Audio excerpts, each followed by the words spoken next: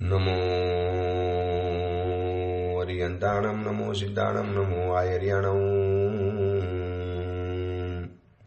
નમો વજ્જાયાણમ નમો લોય સૌ વસાવુણમ એસો પંચ નમુકારો સૌ પાવપણાસણો મંગલાણમ ચ સૌવેશી પરમમ વૈ મંગલમ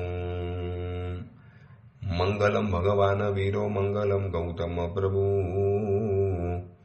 મંગલમ સ્થૂલભદ્રાદ્યા જૈન ધર્મસ્તુ મંગલમ. પ્રવચનનો વિષય છે નવી સવાર નવો વિચાર.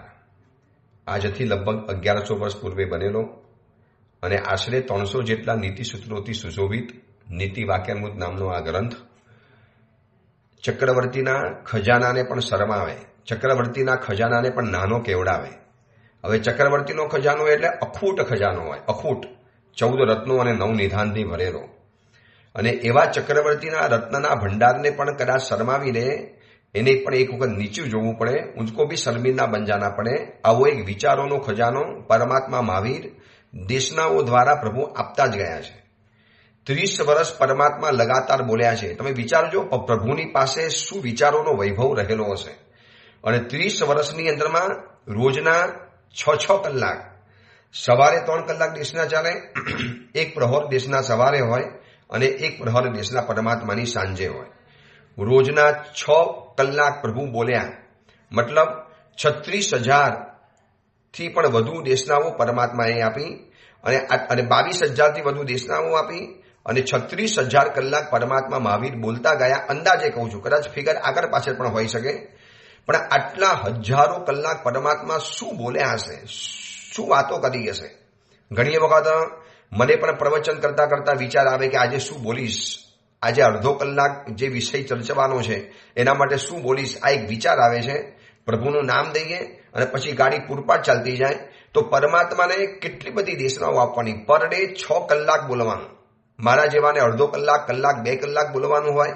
સંઘમાં 1 કલાકનું પ્રવચન અને ઓડિયો પ્રવચન રોજ અડધો કલાકનું, 1.5 કલાકનું રોજનું ફિક્સ થઈ ગયું. તો એના માટે પણ વિચારવું પડે.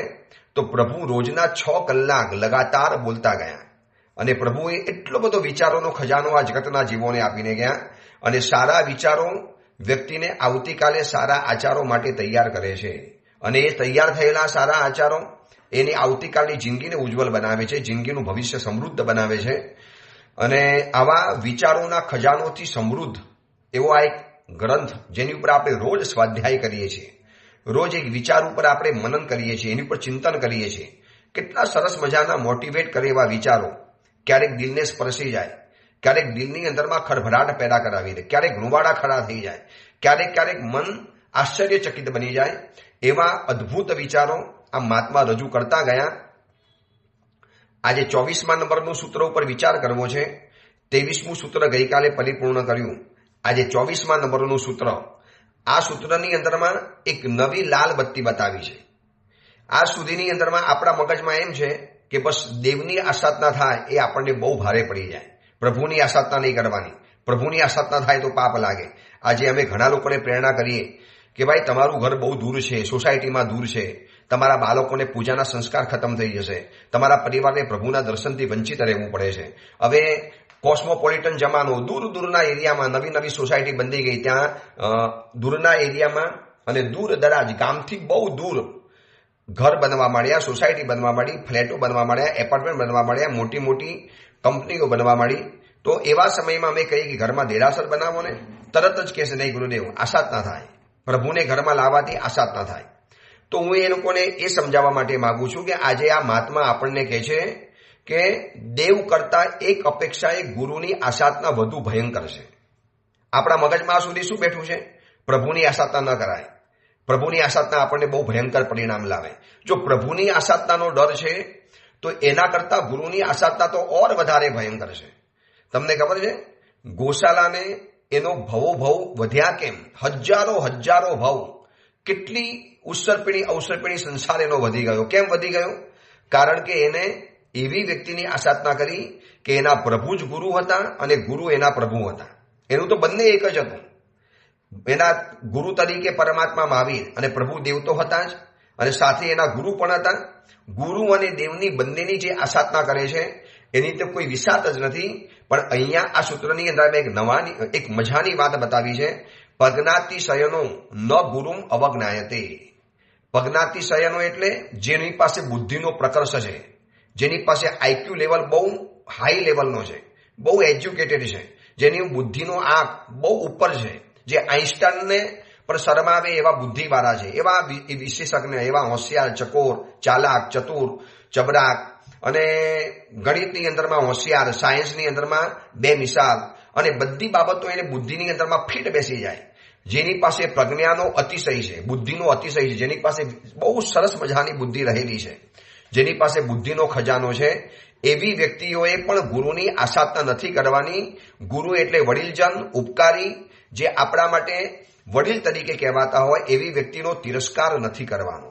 પ્રજ્ઞાતિશયનો એટલે બુદ્ધિની અંદરમાં જેનો અતિશય છે, એક નોર્મલ લેવલ કરતા જેની પાસે એવરેજ બુદ્ધિ ઓર વધારે રહેલી છે, આઈક્યુ લેવલ જબરજસ્ત રહેલો છે, એવી વ્યક્તિએ ગુરુની અવજ્ઞા નથી કરવાની. અવજ્ઞા એટલે અપમાન, અવજ્ઞા એટલે તિરસ્કાર, અવજ્ઞા એટલે ઉતારી પાડવા.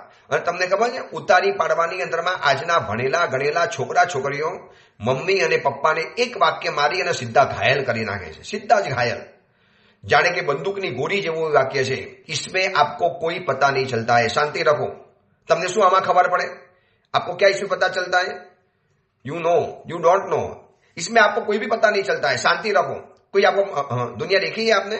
आप पुराने जमाने के आदमी, न कॉलेज गए हो, न क्लासेस गए हो, न ट्यूशन गए हो, न कभी डिग्री ली है, आप छोटे गांव में रहने वाले हैं, अभी दुनिया बदल गई है, आपको कुछ भी पता नहीं चलता है. बस આવું તમને ખબર ન પડે. આ વાક્ય માતા પિતાને ઘાયલ કરી નાખે છે. અને એવા બોલનારા, વાક્ય બોલનારા દોસ્તોને મારે કહેવું છે કે દોસ્ત, માતા પિતાને, અને તે છે ને અજાણતા બહુ સાચું વાક્ય કહી દીધું કે માતા પિતાને ખબર નથી પડે. મમ્મી આમાં તમને કઈ ખબર ના પડે, પપ્પા તમે આમાં કઈ જાણો જ નહીં, તમારી ચાંચ જ ના ડૂબે આની અંદરમાં. આવું જે કે છે એવાને એક જ કહેવાનું કે માતા પિતાને ખબર નથી પડતી, માટે તો તમને મને જન્મ આપ્યો. જો એમને પહેલેથી ખબર પડી ગઈ હોત ને કે આ દીકરો મારી અવજ્ઞા કરવાનો છે, ઉતારી પાડવાનો છે, બુદ્ધિનો ફાંકો એને આવી જવાનો છે, બુદ્ધિનો ઘમંડ આવી જવાનો છે, એને પોતાની બુદ્ધિ ઉપર એક મદ અને એની પોતાની બુદ્ધિ ઉપર એટલો બધો મદાર આવી જવાનો, આવી જો પહેલેથી ખબર પડી ગઈ હોત તો માતા પિતા આપણને જન્મ શેના માટે આપે? આવા શબ્દો સાંભળવા માટે માતા પિતા આપણને જન્મ આપે? જેના ઘરની અંદરમાં વારે તહેવારે વડીલો, ઉપકારીજનો, માતા પિતા અને ગુરુ, અને વર્તમાન સમયની અંદરમાં જે ગુરુ તત્વની જે નિંદાઓ થાય છે, ગુરુ તત્વની અવહેલના થાય, ગુરુ તત્વની જે આસાધના થાય. હમણાં જે ઘટના બની ગઈ ગુજરાતના એક ગામની અંદરમાં, જે ઘટના બની, આપણે એમાં જવું નથી સાચું અને ખોટું, કારણ કે જે પક્ષને આની અંદરમાં ભોગવવું પડ્યું છે, રાતોરાત જેને વિહાર કરવો પડ્યો છે, એ પક્ષ પણ કઈ દૂધેથી ધોયેલો નથી. એને પણ આવા ઘણા મહાત્માઓને પોતાના ઉપાશ્રયોમાંથી વિહાર કરાવેલા છે, રાતોરાત બધાને રવાના કરી તગેડી મૂક્યા છે. કદાચ એનું જ આ પરિણામ જોવા માટે મળ્યું એમને કે રાતના સમયની અંદરમાં નીકળવું પડ્યું. એ જે હશે તે હશે. હું તો બહુ મધ્યસ્થ દ્રષ્ટિએ કહું છું કે વર્તમાન સમયની અંદરમાં આપણી પાસે શું નથી, જૈનોની પાસે શું નથી, મને એ તો કહો. અદ્ભુત તીર્થો, કરોડો અબજો રૂપિયાના ખર્ચે આપણે એકલા સંઘો કરાવીએ છીએ, ઉદ્ધાન કરાવીએ છીએ. હમણાં જીરાવલ્લાની અંદરમાં થયેલા ઉદ્ધાન, અને ઉદ્ધાનની અંદરમાં જે પ્રથમ માર પહેરવાની જે બોલી થઈ છે, ઓહો, આપણને એમ થાય કે કેમ આ પાણીની જેમ જૈન શાસનમાં પૈસો રેલાતો જાય છે. એક તરફ દુનિયાના બધા ધર્મોને રાખો અને એક તરફ માત્ર જૈનો. એક વર્ષની અંદરમાં એના જે ઉદ્ધાન, 99 યાત્રા, છરીપાલિક સંઘ, પ્રતિષ્ઠા, અંજન સલાકા, 99 યાત્રા, અને પછી જીવિત મહોત્સવ, પછી નાના મોટા વિહારો, અને આ બધા સ્વામી વાત્સલ્ય, અષ્ટાનિકા મહોત્સવ, અને અંજન સલાકા પ્રતિષ્ઠાના ચડાવા, મંડપ, આ બધાની અંદરમાં જે જૈનો પૈસો ખર્ચે છે ને, કદાચ હિન્દુસ્તાનનું બજેટ પણ શરમાઈ જાય એટલા પૈસા માત્ર જૈનો એક વર્ષની અંદરમાં ખર્ચી શકે છે. શું નથી આપણી પાસે? વિચારો તો ખરા. બિઝનેસ એમાં આગળ, બુદ્ધિની અંદરમાં જૈનો આગળ, દરેક જગ્યાની અંદરમાં શેડ ગણાય. કોઈ પણ જગ્યાએ હાથ લંબાવવાનો નહીં, ઉલટાનો લોકોના હાથ પરિપૂર્ણ કરવાના. કોરોનાના સમયની અંદરમાં અડધી દુનિયાને જૈનોએ સાચવી છે, જૈનોએ ખવડાવેલું છે. ભલે દુનિયા નોંધ લે કે ન લે, પણ લોકોના મનમાં છે યાર જૈન એટલે કહેવું પડે. એ સુખી જ હોય, એ ક્યારે સરકારી વ્યવસ્થા ઉપર નપતો નથી. તમને ખબર છે માઇનોરિટીમાં આપણે જૈનો આવ્યા છતાં પણ જૈનોને હજી જવું નથી પડતું. અને બીજી એક કોમ એવી છે કે જે તો સરકાર ઉપર જ જીવે છે. આપણા બધા જ કમાયેલા પૈસા કદાચ એવી કોમ વાપરે છે કે જે કોમમાં સૌથી વધુ ગદ્દારો પેદા થતા હોય છે. અને છતાં પણ આપણે માઇનોરિટીમાં છીએ, પણ જૈનો હાથ નથી લંબાવતા, કારણ કે જૈનોને જરૂર જ નથી પડતી. હું આ એટલા માટે બતાવું છું, આપણે બીજા કોઈને હલકા ચિતરવા નથી. આપણી પાસે શું નથી મને એ તો બતાવો. ઉત્તમ શ્રમણ ભગવંતો, એની શ્રમણ સંસ્થા, અદ્ભુત ત્યાગ તપસ્યાથી ભરેલી શ્રમણી સંસ્થા, અદ્ભુત બુદ્ધિમાન, પુણ્યવાન, પ્રભાવક અને પૈસે ટકે સમૃદ્ધ એવો સાવક સાવિકા વર્ગ છે. જૈન શાસનના અદ્ભુત આચાર્ય ભગવંતો છે. એકથી ચડે એવા એક વિદ્વાન મહાપ્રવચનકાર, દુનિયાની અંદરમાં ડંકો વગાડી નાખે એવા અદ્ભુત પ્રવચનકાર, સમણી ભગવંતો, એવા ઉત્તમ આચાર્ય ભગવંતો, એવા શાવકો શું નથી આપણા જૈનોની પાસે? તમે ખાલી એક નોંધ બનાવો, બધું જ છે આપણી પાસે. પણ ખૂટતું છતાં પણ જૈન શાસનનું તેજ હજી બહાર કેમ નથી આવતું? કેમ આપણો ધર્મ વિશ્વની અંદરમાં ન ફેલાયો? કેમ આપણે સંકોચાઈ ગયા?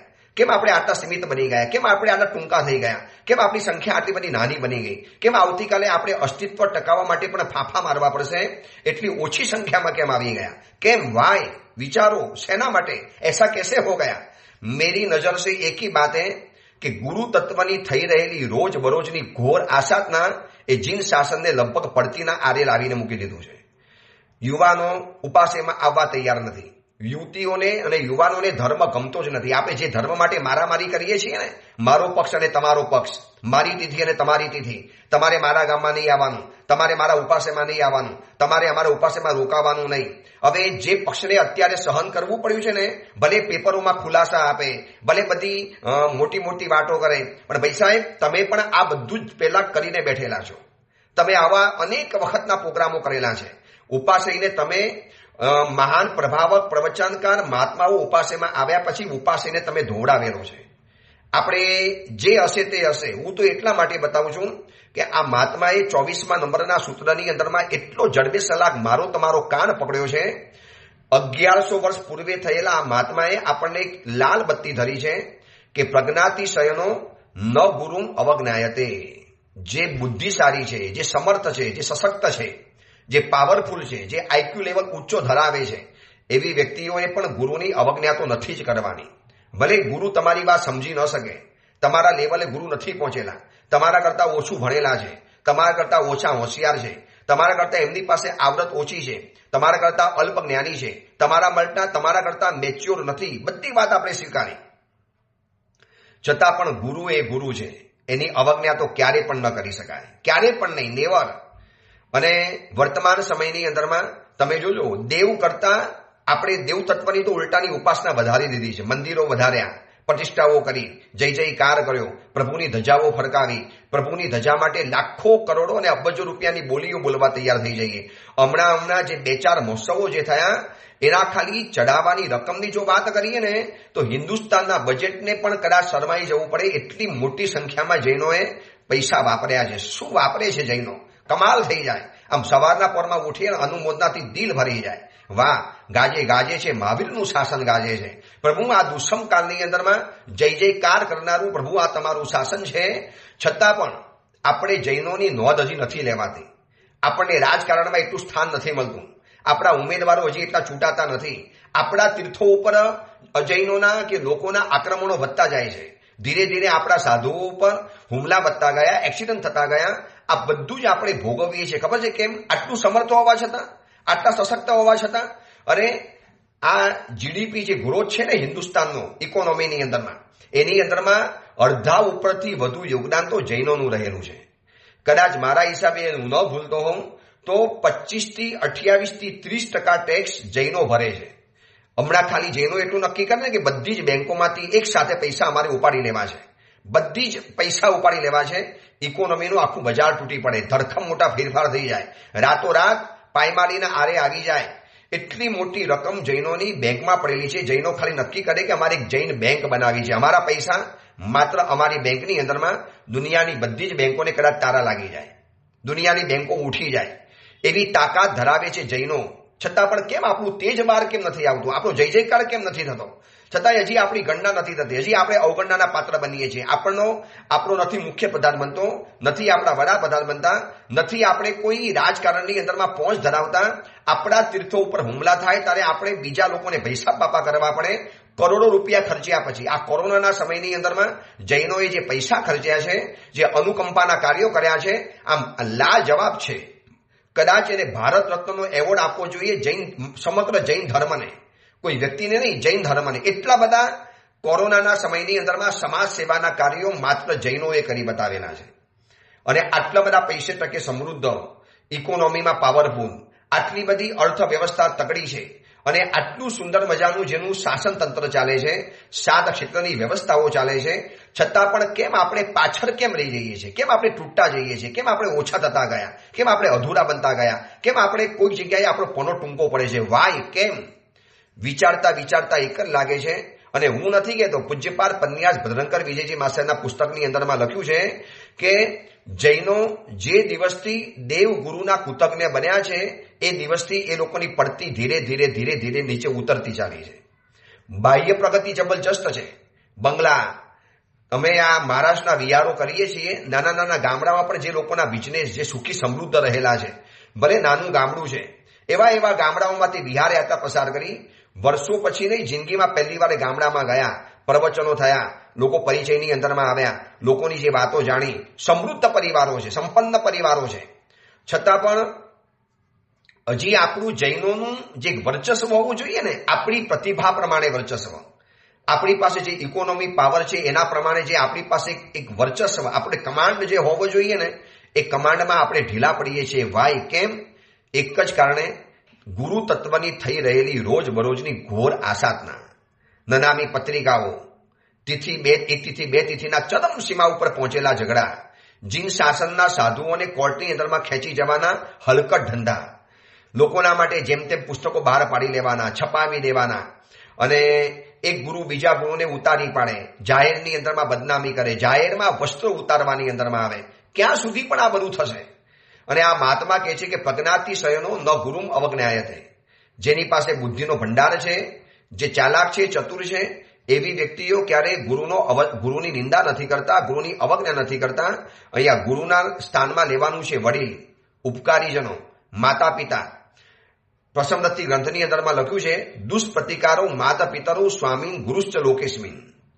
માતા પિતા બતાવ્યા, તમારા માલિક બતાવ્યા, તમારા ઉપકારી બતાવ્યા, તમને જેને શિક્ષણ વ્યવસ્થા આપી, તમને જેને ધર્મના સૂત્રો ભણાવ્યા, અને તમે જેને ગુરુ તરીકે માનતા હો, અને સમગ્ર જીન શાસન માટે સમણ સમણી ભગવંત આ ગુરુ તત્વ છે. નમોલોએ સવ્વ સાઉણમાં જેને આપણે યાદ કરીએ છીએ, બધા ગુરુ તત્વની અંદરમાં આવે, અને એની થઈ રહેલી ઘોર આસાધના. બસ આ જ જીન શાસનને એનું તેજ, અસલ તેજ બહાર નથી આવવા રહેતા.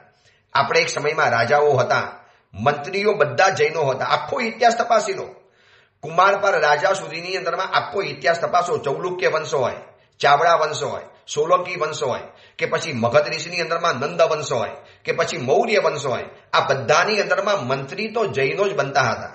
જૈનોની પાસે આવી તાકાત હતી, વિશિષ્ટ તાકાત.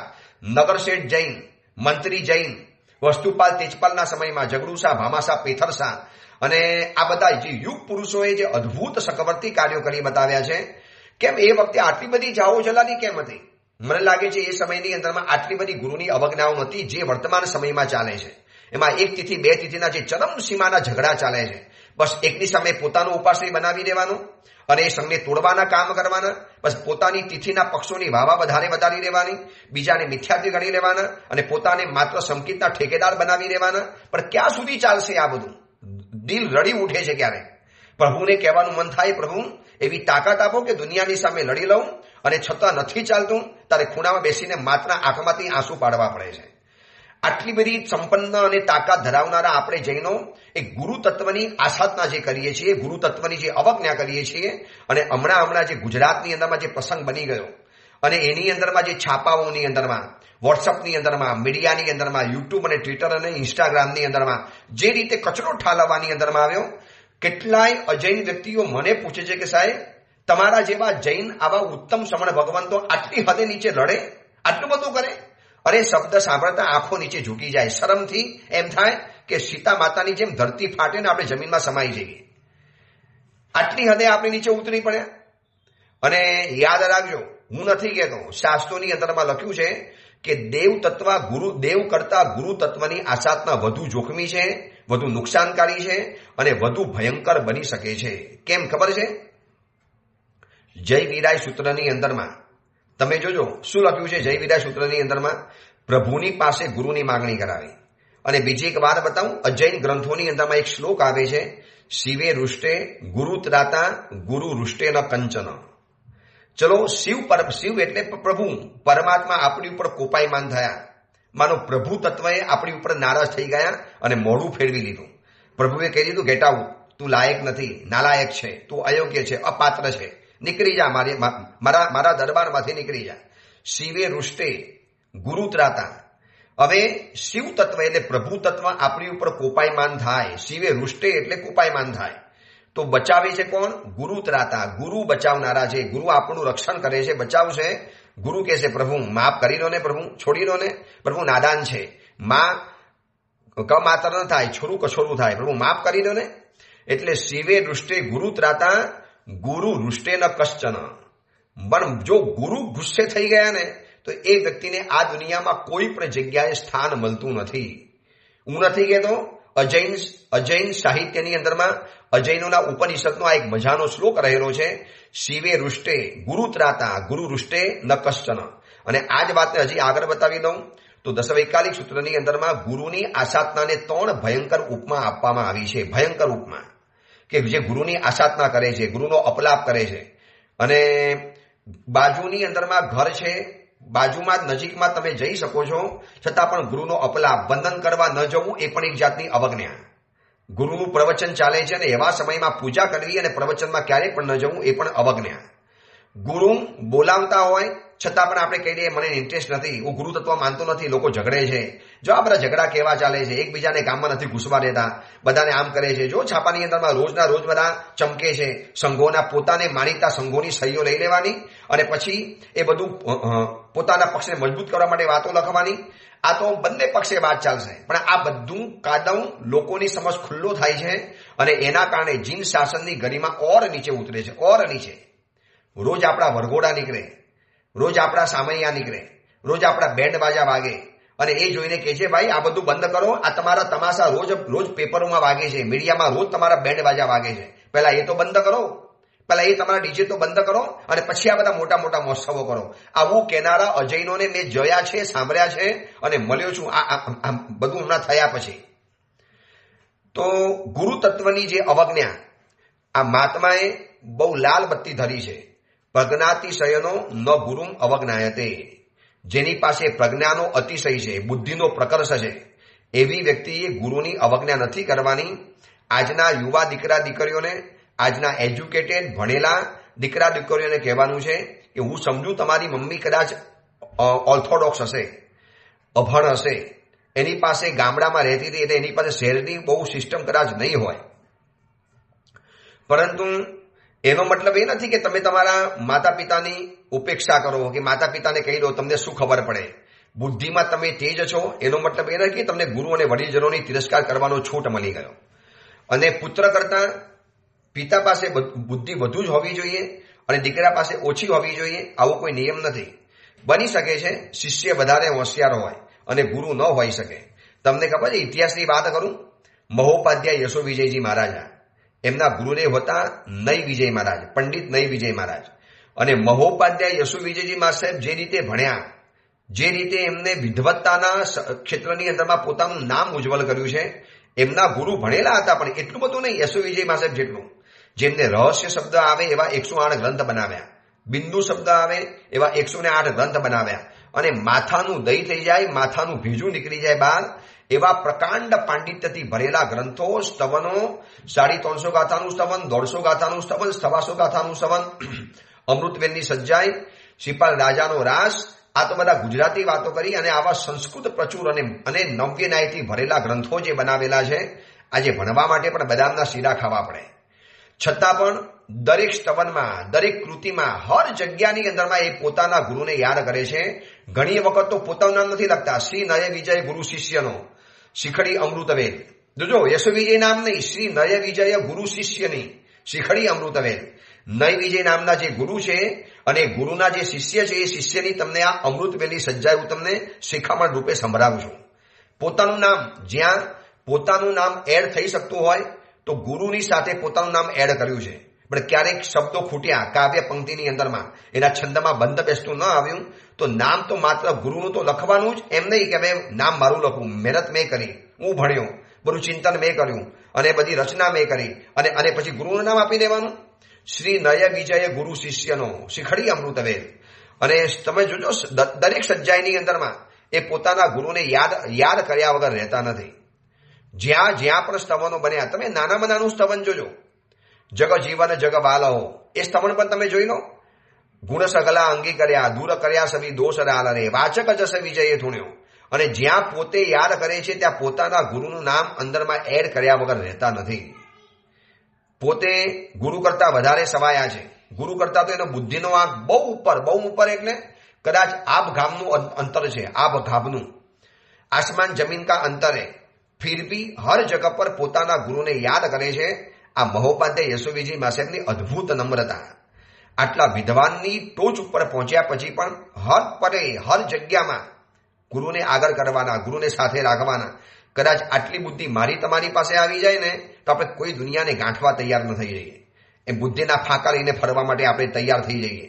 તો આવા જેને બુદ્ધિના ફાંકા છે, જેને પોતાની આઈક્યુનો ઘમંડ છે, જેને પોતાના આઈક્યુ લેવલ ઉપર બહુ મોટો મદાર બાંધેલો છે અને પોતે શિક્ષિત બની ગયા છે, એટલે વારે તહેવારે માતા પિતાનું જે અપમાન કરતા હોય, ગુરુની અવજ્ઞા કરતા હોય, ગુરુની અવહેલના કરતા હોય અને સમણી ભગવંતની જે નિંદાઓ કરતા હોય, પોતાના વડીલોનો જે તિરસ્કાર કરતા હોય, આ બધાને એમ કહે છે કે ભાઈ ગુરુની આસાધના નહીં કરતા. હું તમને આવતીકાલે બતાવીશ કે દશવૈકાલિક સૂત્રની અંદરમાં ગુરુની આસાધનાના જે 3 ઉપમા બતાવી છે ને, માણસ એક વખત તો વિચાર કરે કે ભાઈ મારે ગુરુની અવજ્ઞા હવે જિંદગીમાં નથી જ કરવી.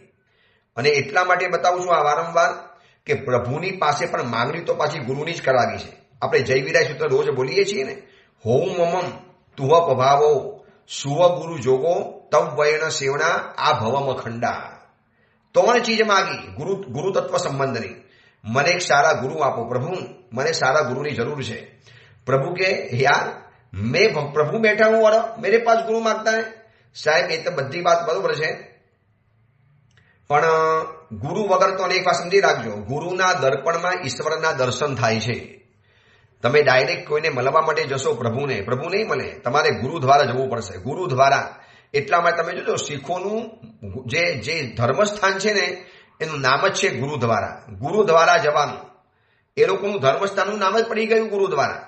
અને આપણે જૈનો ઉત્તમ કક્ષાનું ગુરુ તત્વ મળ્યું છે. પંચ મહાવ્રતધારી નિસ્વાર્થ ભાવે હજી પણ જીન શાસનની સેવા કરનારા સાચા 100 સોના જેવા સમણી ભગવંતો આજે પણ છે, જેમને શાસન દાજ છે, જેમને માત્ર શાસનને જ કેન્દ્રમાં રાખ્યું છે, જેમને પોતાની જિંદગી શાસન માટે ખર્ચી નાખી. બસ મારું ધર્મ શાસન વધારે પ્રચાર થવો જોઈએ, લોકો સુધી પહોંચવું જોઈએ. બસ આ જ એક ધ્યેય લઈને જે મહાત્મા ભૂમિ વર્તા હોય છે, એવા સમણી ભગવંતો આ ધરતી ઉપર વિદ્યમાન છે. અને છતાં પણ એમને નહીં મળવું, વંદન કરવા નહીં જવું, ઉપાસેમાં આવે તો આપણે પૂછવાનું પણ નહીં. અરે દેરાસરમાં પૂજા કરો છો, વિહાર કરતા કરતા મહાત્માને આવતા જોયા. અને તમે જો એ સમયમાં દેરાસરમાં બેઠા રહો, પ્રભુ કહેશે દોસ્ત જા બહાર જા, આ જીવતા ભગવાન આવેલા છે. હું તો તને દેરાસરમાં કઈ પૂછીશ નહીં. આ ગુરુ તત્વ છે કે જે ગુરુ તત્વથી સમગ્ર જીન શાસન ચાલે છે. એટલે ખબર છે, 9 તત્વના પ્રવચનમાં હું વારંવાર કહેતો હતો કે દેવ, ગુરુ અને ધર્મ, આ 3માં ગુરુ તત્વને ક્યાં મૂક્યું? વચમાં મૂક્યું છે. ગુરુ તત્વની જવાબદારી છે કે ધર્મ પણ બતાવે અને ગુરુ તત્વની જવાબદારી છે કે દેવની પણ ઓળખાણ કરાવે. આ આટલું બધું જરૂરી ગુરુ તત્વ. અને અવજ્ઞા કરી લેવાની, ઉપેક્ષા કરવાની, ઇગ્નોર કરી લેવાના. મને ઇન્ટરેસ્ટ નથી, હું નથી જતો, મને વ્યાખ્યાન નથી ગમતું. પણ ભાઈ કેમ નથી ગમતું? જીનવાણી છે. પ્રભુ મહાવીરની વાતો બતાવે છે. હા, ફરક પડે. કોઈકનું વ્યાખ્યાન એકદમ સુપ્રસિદ્ધ પ્રવચનકાર હોય તો આમ તમને કલાક ક્યાં ગયો ખબર ના પડે, અને કેટલાકના પ્રવચન તમારે ઝોકા ખાવા પડે, સમય જોવો પડે. બધી વાત બરોબર છે, પણ અવજ્ઞા તો નહીં જ. ન જઈ શકો તો હજી એકવાર ચાલે, પણ અવજ્ઞા કેમ? શેના માટે આવું કરવાનું? આપણે આવતીકાલે પણ આ તત્વ ઉપર વિચારણા કરવી છે, કારણ કે ખૂબ જરૂરી પડ્યું છે વર્તમાન સમયમાં. આ 24મા નંબરનું સૂત્ર મારો તમારો કાન પકડીને કહે છે કે ભાઈ ન ગુરુમ અવજ્ઞાયતે, ગુરુની અવજ્ઞા તો નથી કરી શકાતી દોસ્ત, ભારે પડી જશે. કારણ કે શિવે દૃષ્ટે ગુરુત્રાતા, શિવ દેવતત્વ કોપાયમાન થશે તો ગુરુ તત્વ આવીને બચાવશે. પણ ગુરુ તત્વને આપણે જો આસાધના કરી અને એમનાથી દૂર ચાલી જઈશું તો મને તમને કોણ બચાવશે? અને બચાવનારા માત્ર એક જ દેવ તત્વ, પછી ગુરુ તત્વ આવે છે. અને દેવ તત્વ તો અત્યારે છે જ નહીં. અને તમને કહું, દેવ તત્વને રહેવાનો સમયગાળો સીમિત છે. પહેલા બીજા ત્રીજા આરામાં નથી હોતા. ત્રીજા આરાના અંતે દેવ તત્વ આવે અને પાંચમો આરો શરૂ થાય અને ચોથા આરા પહેલા તો દેવ તત્વ મોક્ષની અંદરમાં નીકળી જાય છે. હવે પછીના આરા જે ચાલશે, પાંચમો આરો, આખો જે પાંચમો આરો અને ચોથા આરાનો કેટલોક સમય, આ બધામાં ગુરુ તત્વથી ધર્મ ચાલ્યો છે. અત્યારે ક્યાં દેવ તત્વ છે? દેવ તત્વ એટલે મંદિરમાં તો દેવ તત્વ છે, પણ વિચરતા હરિયન પરમાત્મા છે આપણી સમક્ષ? છે આપણી સમક્ષ કોઈ એવા વિચરતા તીર્થંકરો આપણી સામે મહાવીરની જેમ? તો અત્યારે આપણો આશરો કોણ? અત્યારે આપણો હાથ કોણ પકડશે? કોણ આપણને બચાવશે? કોણ આપણી સંભાળ કરશે? કોણ આપણી દેખભાળ કરશે? ઉલટા માર્ગે જશું તો કોણ આપણને પ્રેમથી આપણનો કાન પકડીને પાછો લાવશે? મંદિરમાં રહેલા પરમાત્મા નહીં, ગુરુ તત્વ જ લાવશે. કારણ કે ગુરુ તત્વની એટલી બધી જરૂરી છે, ગુરુ તત્વ એટલા બધા મહત્વના છે અને ગુરુ તત્વ સિવાય જીવનમાં કશું જ નથી ચાલતું. બસ આ વાતને આપણે આવતીકાલે કરીશું, પણ આ વાતને વાગરોજો, ગંભીરતાથી વાગરોજો. તમને એમ ખબર પડે કે તમારો દોસ્ત આવા બધા શકંજામાં સપડાયેલો છે, ગુરુની અવજ્ઞા કરવાની અંદરમાં, નનામી પત્રિકાબાજી, વોટ્સએપની અંદરમાં નનામા મેસેજો પોસ્ટ કરવાના અને લોકોને ભરમાવી નાખવાના, લોકોના સુધી જીન શાસનની સમણ સંસ્થા ઉપરનો વિશ્વાસ તોડાવી દેવાનો, એની ઉપરનો એક આસ્થાને ખતમ કરી દેવાના કામ કરવાના. આવા કામમાં તમારો દોસ્તાર કે તમારા પરિવારનો કોઈ સદસ્ય જોડાયેલો હોય એને કહેજો, દોસ્ત એકવાર આ પ્રવચન સાંભળી લે, તને હાથ જોડીને કહું છું, તો અગ્નિ સાથે ખેલ ખેલે છે. એ 3 ઉપમા જે બતાવી છે ને 10 સૂત્રની, એ આપણે આવતીકાલે જોઈશું. આવતીકાલે પણ આ તત્વ ઉપર વિચારણા કરવી છે. કારણ કે ઘરનો આ પ્રોબ્લેમ છે. ગુરુની અવજ્ઞા થાય છે, માતા પિતાની, ઉપાસેમાં પંચમાવૃતધારી ગુરુ ભગવંતોની. સ્કૂલની અંદરમાં જાઓ તો શિક્ષક તરીકે રહેલા જે ગુરુ ભગવંતો છે એની પણ આસાધના થાય છે, એના માટે પણ અપલાપ થાય. એ બધી વાત આપણે આવતીકાલે કરીશું. એ જ મંગલ કામના, મંગલ ભાવના. જીનાગના વિરુદ્ધ કાંઈ પણ બોલાયું હોય તો મિચ્છ